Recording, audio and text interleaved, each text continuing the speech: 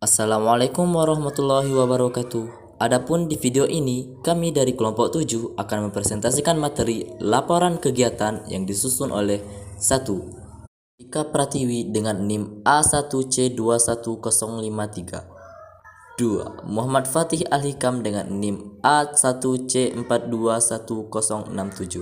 3. Michelle Rishayanti dengan NIM A1C421074. A. Pengertian laporan kegiatan menurut para ahli. Adapun definisi laporan kegiatan menurut para ahli antara lain: 1. Wardani 2008. Arti laporan kegiatan adalah serangkaian tulisan yang harus berisi informasi dengan didukung oleh data secara tuntas sesuai dengan fakta yang ditemukan serta disusun secara sistematis agar mudah untuk dipahami. 2. Keraf tahun 2001. Definisi laporan kegiatan adalah langkah komunikasi yang harus disampaikan kepada lembaga, organisasi, atau individual sebagai bentuk pertanggungjawaban. Dari pemaparan definisi laporan kegiatan, menurut para ahli tersebut, dapat disimpulkan bahwa laporan kegiatan adalah sejumlah informasi yang diberikan kepada lembaga, organisasi, atau individual dengan tujuan sebagai penanggung-jawaban atas pelaksanaan satu kegiatan yang telah dilakukan. Sehingga pembuatan laporan kegiatan biasanya dilakukan ketika sebuah acara atau kegiatan telah selesai dilaksanakan. B. Ciri-ciri laporan kegiatan. Laporan kegiatan memiliki beberapa karakteristik diantaranya. 1. Laporan kegiatan tertulis hanya berisi poin utama singkat terkait dengan tugas yang dilakukan, sehingga penerima laporan dapat memahami permasalahan yang terjadi dengan segera. 2. Secara struktural, teks laporan kegiatan terdiri atas 3 bagian, yaitu pendahuluan, isi laporan, dan penutup. 3. Laporan harus ditulis secara sistematis dan berurutan. 4. Laporan dianggap secara sistematis apabila deklarasi tertulis diatur dalam unit yang saling berhubungan dan berurutan. 5. Laporan dapat lebih lengkap apabila disertai dengan bibliografi atau sumber sastra. 6. Teks laporan kegiatan harus dilengkapi dengan bukti yang memperkuat objektivitas laporan. Bukti tersebut bisa foto, nota, struk, atau bukti lainnya. 7. Teks laporan menggunakan bahasa yang jelas agar pembaca laporan kegiatan dapat memahami dengan tepat tanpa menimbulkan persepsi. C. Tujuan laporan kegiatan. Tujuan penulisan dan pembuatan teks laporan kegiatan diantaranya yaitu untuk 1. Mengidentifikasi atau menggambarkan suatu kegiatan. 2. Mendokumentasikan rangkaian dan catatan selama kegiatan berlangsung. 3. Menguraikan peristiwa atau tindakan. 4. Memenuhi syarat dalam sebuah kesepakatan. 5. Menjadi bahan penilaian untuk mempertimbangkan kegiatan yang sama di waktu mendatang. 6. Memberikan informasi, fakta, dan kondisi objektif terkait kegiatan yang dilaksanakan. 7. Mengambil kesimpulan atas kegiatan yang dikerjakan. D. Manfaat laporan kegiatan. Manfaat yang dapat diperoleh melalui penulisan laporan kegiatan diantaranya: 1. Sebagai bentuk pertanggungjawaban atas suatu kegiatan yang telah dilaksanakan.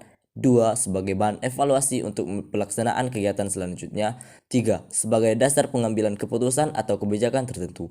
4. Sebagai dasar untuk menetapkan pedoman dan instruksi pemimpin. 5. Untuk memahami kegiatan pengembangan dan perbaikan proses. 6. Sebagai data historis tentang pengembangan unit terkait. Jenis-jenis laporan kegiatan. Adapun berbagai jenis laporan kegiatan adalah sebagai berikut. A. Dilihat dari segi penyampaian laporan terbagi menjadi 2, yaitu 1. Laporan lisan. Laporan lisan merupakan laporan langsung kepada atasan, lembaga, atau individual sebagai bentuk pertanggungjawaban. Bentuk pelaporan ini biasanya dilakukan secara langsung, wawancara, panggilan telepon, dan lainnya. 2. Laporan tertulis. Laporan tertulis disampaikan secara sistematik, objektif, menggunakan bahasa formal, dan sesuai dengan struktur penulisan yang telah ditentukan. B. Menurut bentuknya, laporan kegiatan terdiri dari laporan dalam bentuk formulir, laporan dalam bentuk suara atau lisan, laporan dalam bentuk memorandum atau memo, laporan dalam bentuk naskah, dan laporan dalam bentuk buku. F. Struktur laporan kegiatan. Struktur teks laporan kegiatan dapat berbeda satu sama lain, tergantung pada jenis kegiatan yang dilakukan. Meskipun demikian, secara garis besar, struktur laporan kegiatan terdiri atas 1. Pendahuluan. Bagian pendahuluan dari sebuah laporan kegiatan meliputi 1. Latar belakang kegiatan. Bagian ini berisi gambaran singkat terkait kegiatan yang telah dilakukan, serta alasan mengapa kegiatan tersebut dilakukan. 2. Objek yang kegiatan dan strategi pelaksanaan. Bagian ini secara umum menjelaskan pihak mana saja yang terlibat serta bagaimana melaksanakan kegiatan. 3. Tujuan. Bagian ini menjelaskan maksud dari kegiatan yang telah dilaksanakan. 2. Isi laporan. Bagian isi laporan kegiatan meliputi 1. Jenis kegiatan. Bagian ini menjelaskan kegiatan apa yang dilakukan. 2. Waktu dan tempat.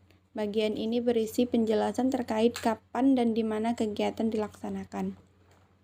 3. Pelaksanaan kegiatan. Bagian ini menyebutkan siapa saja yang terlibat dalam kegiatan yang dilaksanakan. Pelaksana kegiatan bisa ditulis dalam bentuk susunan kepanitiaan atau susunan kepengurusan dari pihak yang terlibat dalam penyelenggaraan kegiatan. 4. Pelaksanaan kegiatan. Bagian ini memberikan gambaran rinci terkait serangkaian kegiatan yang dilakukan. 5. Peserta. Pada dasarnya, tidak semua kegiatan yang melibatkan peserta. Akan tetapi, apabila melibatkan peserta, maka bagian ini disertakan dengan menuliskan secara garis besar sasaran peserta kegiatan. 6. Hambatan dan kesulitan. Bagian ini menjabarkan hal-hal yang menjadi penghambat dan juga kesulitan-kesulitan yang selama kegiatan dilaksanakan. 7. Hasil kegiatan. Bagian ini menjelaskan apa saja yang diperoleh setelah kegiatan berlangsung. 3. Yaitu penutup. Bagian penutup laporan kegiatan meliputi 1. Kesimpulan dan saran.